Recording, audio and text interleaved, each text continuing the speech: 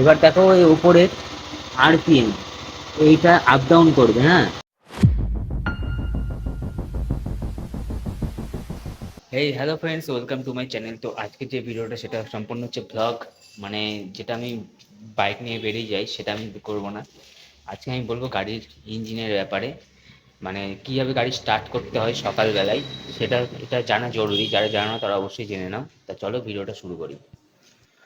দেখো, আমরা এখানে অনেকেই আছি, মানে এরকম অনেকেই থাকি যে গাড়ি রানিং হচ্ছে স্টার্ট দিয়ে গাড়িটা হচ্ছে বার করে নিয়ে চলে যায়, কিন্তু এটা সম্পূর্ণ ভুল। গাড়ি স্টার্ট দেওয়ার পরে মিনিমাম 1 থেকে 1.5 মিনিট একটু হোল্ডে থাকতে হবে। সেটা হচ্ছে আমি দেখিয়ে দিচ্ছি। তোমরা প্রথমে স্টার্ট করলে, স্টার্ট হলো তো, হওয়ার পর তোমরা যেটা করবে সেটা হচ্ছে নিউট্রাল করবে, ঠিক আছে? নিউট্রাল করবে। নিউট্রাল করার পরে এই যে নিউট্রাল এলো, তোমরা দেখতে পাচ্ছ এই যে নিউট্রাল। হ্যাঁ, নিউট্রাল অবস্থায় আছে। তারপর তোমরা হচ্ছে কী করবে, তোমরা স্টার্ট দিয়ে দেবে। এই যে তোমরা হচ্ছে, আমি ভিডিওটা একটু ইয়ে করছি, তোমরা একটু স্টার্ট দিয়ে দেবে, নিউট্রালে আছে। স্টার্ট দিয়ে দিলে এবার দেখো এই উপরের আরপিএম এইটা আপ ডাউন করবে। হ্যাঁ, এইটা আপ ডাউন করবে। এটা আপ ডাউন একবার করবে, করতে করতে যখন স্থির হয়ে যাবে, ওরা আপ ডাউন করছে, আপ ডাউন করার পরে যখন স্থির হয়ে যাবে তখন হচ্ছে তোমরা গাড়িটা নিয়ে সম্পূর্ণ বেরোতে পারো। এটা যে আপ ডাউন হচ্ছে, এটা এরকম আপ ডাউন হতে থাকবে। আমি এটা নিউট্রালে ছেড়ে দিয়েছি। আমি এটা সম্পূর্ণ গাড়িটা নিউট্রালে ছেড়ে দিয়েছি। আমি এখন প্রত্যেকদিন এই একটা প্রসেসই করি। সে যতই তাড়াহুড়ো থাকুক, আগে এটা করতাম না।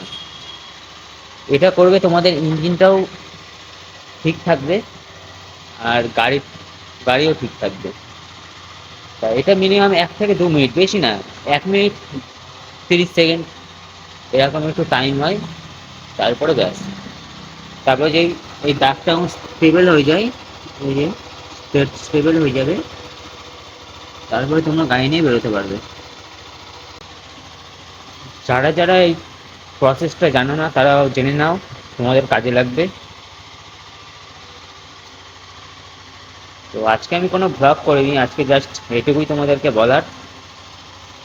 অনেকে জানো, আর যারা জানো না তোমরা তোমাদের বন্ধুদের কাছে শেয়ার করে দাও, ওরাও জেনে রাখুক। এখনো স্টেবল হয়নি, একটু টাইম লাগে, মিনিমাম 1.5 মিনিট তো ধরে রাখো।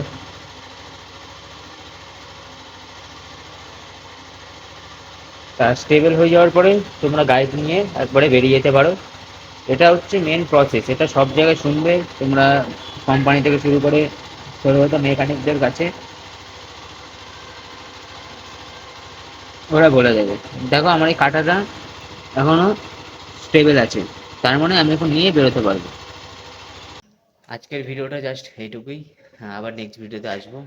যারা যারা ভিডিওটা মানে জানো না এই ব্যাপারে, তারা শেয়ার করে দাও তোমাদের বন্ধুদের কাছে। আর যারা নতুন আছে তারা অবশ্যই সাবস্ক্রাইব করে দাও। চলো, আবার নেক্সট ভিডিওতে দেখা হচ্ছে। আর ভিডিওটা কেমন লাগলো অবশ্যই কমেন্টে বলো।